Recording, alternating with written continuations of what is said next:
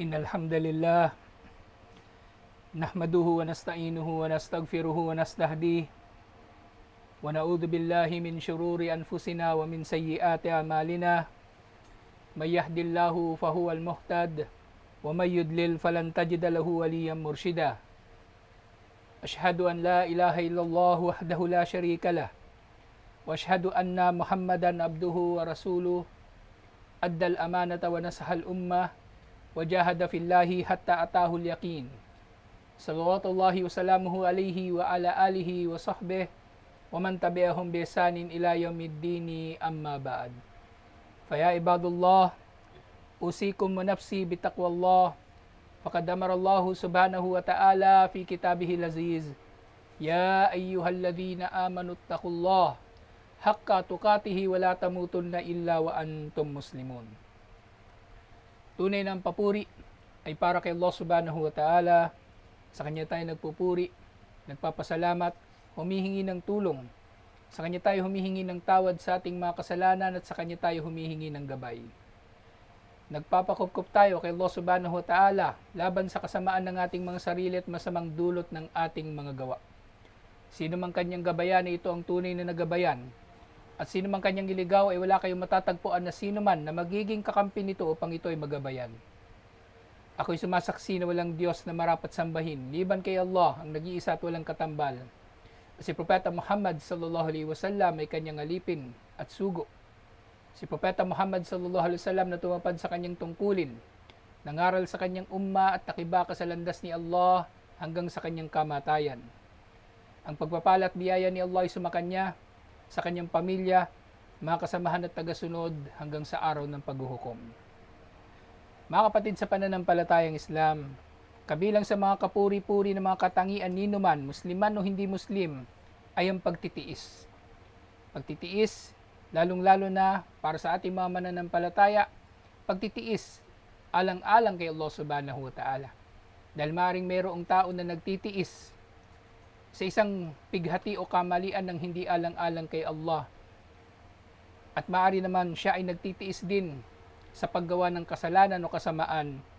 Subalit, ang tinutukoy dito sa sinabi ni Propeta Muhammad sallallahu alaihi wasallam, as-sabru nisful iman wal yaqinu al-imanu kulluhu.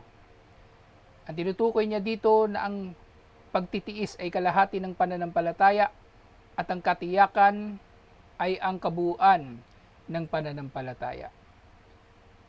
Ang pagtitiis na tinutukoy dito ay ang pagtitiis alang-alang kay Allah subhanahu wa ta'ala at sa anuman pinaninindigan ng relihiyon na ito, alhamdulillah. Na mula rito, sa sinabi na ito ni Propeta Muhammad sallallahu alaihi wasallam, ang sabar sa pamagitan nito insyaAllah ay makakamit natin ang ganap na pananampalataya. Na sa sobrang laki ng maiaambag nito sa ating pananampalataya, ito ay maihahalin tulad sa kalahati ng pananampalataya. Dahil para sa sino man na hindi marunong magtiis sa ating pananampalataya o sa ating relihiyon, matatagpuan niyang kanyang sarili na walang kakayanan na isakatuparan ang mga hinihiling ng relihiyon nating ito ang Islam. Naaminin natin ang relihiyon natin kung ihahambing sa iba pang mga relihiyon na inimbento lang naman ng tao. Ang ating relihiyon nga ay istrikto.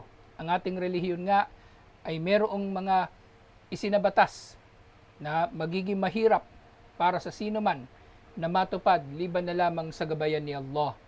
Liban na lamang sa silang mga tunay na nagsisikap at tunay na nagtitiis sa pagsasakatuparan sa mga ito. Kaya makikita natin mga kapatid sa pananampalatayang Islam, kung walang pagtitiis ang sino mang Muslim sa kanyang relihiyon, ay matatagpuan din natin na siya ay wala rin halos pananampalataya o hindi niya naisa sa buhay ang pananampalatayang ito. Hindi niya mapagtiisan ang pagsunod kay Allah, hindi niya mapagtiisan ang paglayo sa mga pinagbabawal ni Allah, at hindi niya mapagtiisan ang anumang itinakda ni Allah subhanahu wa ta'ala sa kanya na mga pagtatakda, lalong-lalo na yaong mga pagsubok na dumarating sa kanya. At mula sa hadith na ito, ang yakin ay ang kabuuan ng pananampalataya. Ang yakin o katiyakan na sinasabi nga ng mga scholar, fabil yakini yu'lamu haqiqatal amr, sa pamagitan nga ng katiyakan ay dito malalaman ng tao ang katotohanan tungkol sa anumang bagay. Sa pamagitan ng katiyakan ay makikita natin ang buong katotohanan tungkol sa lahat ng bagay. Nang yakin, ito ay mauunawaan natin bilang katiyakan o pagiging kumbinsido na ang kabaligtaran nito ay ang pagdududa. Kaya nga, ang iman na hinihiling sa isang mananampalataya, sa isang Muslim, ito ay iman na mayroong katiyakan at matatag na walang anumang nilalaman na pagdududa o kaya ay pag-aalinlangan. Pananampalataya na matatag, pananampalataya na matibay, at inshallah sa pamagitan din ng kanyang sabar, pananampalataya na ito ay kanyang maisa sa buhay ng buong paninindigan, inshallah. Na dito nga mula sa kahulugan nito ng yakin, makikilala niya ang katotohanan sa iba't ibang mga bagay tungkol sa magantimpala ni Allah, parusa ni Allah, at iba't iba pang mga bagay na may kinalaman sa ating pananampalataya. Wa bis sabri yanfadu ma umira bihi wa yakuffu nafsahu amma nuhiya anhu. Sa pamagitan nga ng sabar, ang tao ay tumutupad sa anumang ipinag-utos sa kanya at mapipigilan niya ang kanyang sarili sa pagsuway kay Allah subhanahu wa ta'ala. Wala yahsulu lahu tasdiku bil amri wan nahi annahu min indillahi wa bithawabi wal ikabi illa bil yakin.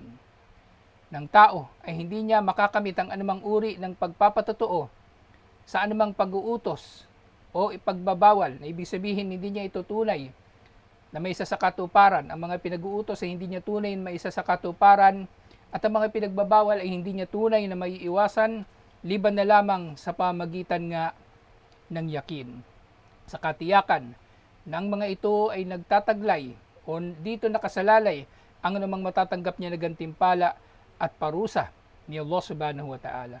Wala yung kinuhuddawamu ala fi'lil ma'mur wa kafan nafsi anil mahdur illa bis sabri. At ang lahat nga ng ito sa pamagitan din ng sabar ay kanyang matutupad, insyaallah.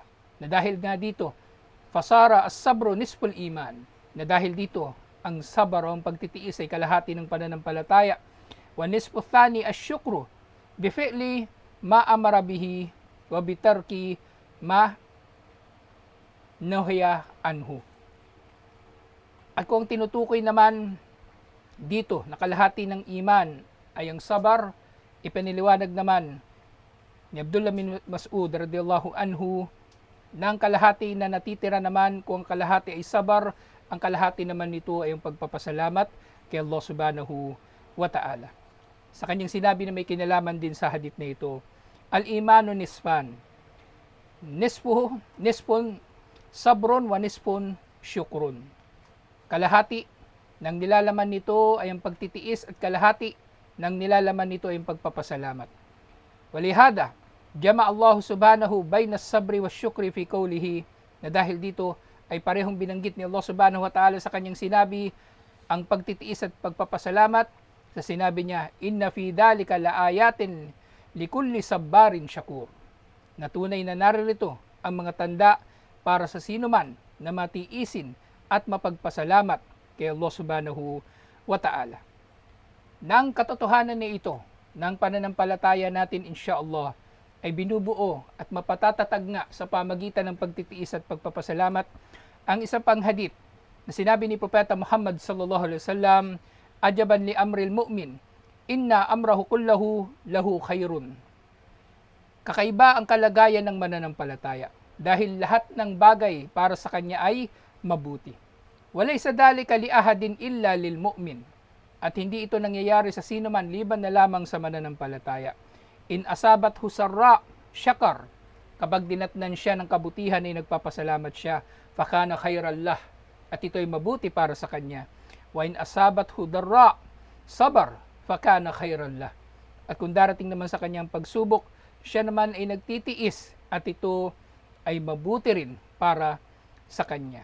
Ang katotohanan nga dito mga kapatid sa pananampalatayang Islam, ang magkasamang pagtitiis at pasasalamat kay Allah subhanahu wa ta'ala sa anuman nating kalagayan o namang dumarating sa ating mga buhay ang siyang magiging pundasyon ng matibay nating pananampalataya, ayon mismo sa sinabi ni Propeta Muhammad sallallahu alaihi wasallam at sa ipiniliwanag ni Abdullah bin Mas'ud radhiyallahu anhu.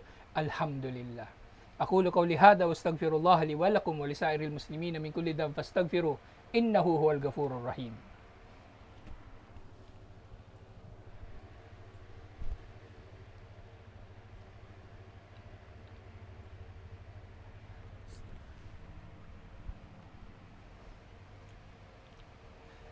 Alhamdulillahi wahda, wassalatu wassalamu ala man la nabiyya ba'da wa ba'd.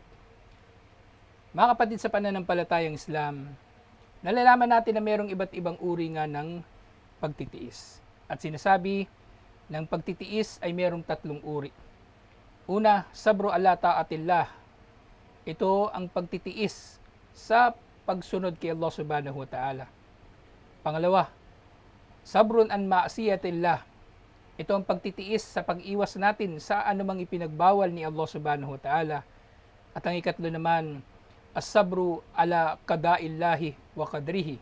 Ang pagtitiis sa anumang ipinatupad ni Allah at kanyang itinakda sa atin, alhamdulillah. Na ito, insyaallah, ang magpapatibay sa kalahati ng ating iman. At ang sumunod na kalahati nga, ang syukur, ay matatagpuan din ito sa iba't ibang mga uri at maisa sa katuparan natin sa pamagitan ng iba't ibang mga kaparaanan. Maaring mangyayari ang syukru bil qalb, ang pasasalamat natin kay Allah subhanahu wa ta'ala sa pamagitan ng ating mga puso, una at higit sa lahat. At ito sa pamagitan ng ating mga puso, tayo ay nakakapagpasalamat kay Allah subhanahu wa ta'ala sa pamagitan ng patuloy nating pag-aalaala sa kanyang mga biyaya. At ang pagsisikap natin ng biyaya na ito ni Allah subhanahu wa ta'ala ay hindi natin susuklian ng anumang kalapastanganan sa kanya sa pamagitan ng paggamit sa kanyang mga biyaya upang tayo ay magkasala. Na tuwing nang tayo ay tatanggap ng biyaya, marapat na gagamitin lamang natin ang mga ito upang tayo ay kalugdan ni Allah subhanahu wa ta'ala. Makatanggap man tayo ng biyaya sa anyo ng trabaho, biyaya sa anyo ng mga bagong bagay o kagamitan, gamitin natin ang mga ito insyaallah sa kung ano man ang kalugod-lugod kay Allah subhanahu wa ta'ala. Dahil kung ang mga ito ay nagiging dahilan na tayo ay sumusuway kay Allah, na hindi tayo nakakapagsala o tayo ay gumagawa ng iba pang mga ipinagbabawal, tunay na ito na biyaya sana ay nagiging pagsubok sa atin na dahil dito ay maaring tayo ay kabilang na sa mga kasumpa-sumpa kay Allah subhanahu wa ta'ala. Ito ang dahilan kung bakit unang binabanggit ng mga maalam ang pagpapasalamat sa pamagitan ng ating mga puso, alhamdulillah. At pagkatapos nito, saka lamang nila binanggit ang pagsasalamat natin kay Allah subhanahu wa ta'ala sa pamagitan ng ating mga dila, ng ating mga pananalita, sa pamagitan ng mga dhikr, sa pamagitan ng mga dua, na naglalaman ng pasasalamat kay Allah subhanahu wa ta'ala katulad ng mga katagang alhamdulillah, subhanallah, la ilaha illallah, Allahu akbar at iba pang mga pananalita na katulad nito. At syempre, tayo ay maaari rin magpapasalamat kay Allah subhanahu wa ta'ala sa pamagitan din ng ating mga gawain nga na tayo insyaallah ay magsisikap na mga biyaya na ito ni Allah subhanahu wa ta'ala ay gagamitin natin sa mga kaparaanan lamang na kalugod-lugod sa Kanya. Na ito nga ang siyang direktang nilalaman ng ating mga puso rin. Dahil ang pasasalamat kay Allah sa pamagitan ng ating mga gawain ay hindi natin matutupad liban na lamang na ito ay nag-uugat muna sa ating mga puso. Dahil anumang pasasalamat kay Allah sa pamagitan ng ating mga dila o ating mga gawain na hindi naman nag-uugat mula sa ating mga puso, ito ay mapagpakitang tao lamang na pagpapasalamat o maaring pagpapasalamat na mababaw at hindi nga taus-puso mula sa ating mga puso. Alhamdulillah na sa pamagitan nito ay tunay nating napasasalamatan si Allah subhanahu wa ta'ala. Kaya mga kapatid sa pananampalatayang Islam, maging kabilang tayo sa mga matiisin at mga papagpasalamat kay Allah subhanahu wa ta'ala kung ninanais natin ng ating mga pananampalataya ay magiging matatag insyaallah.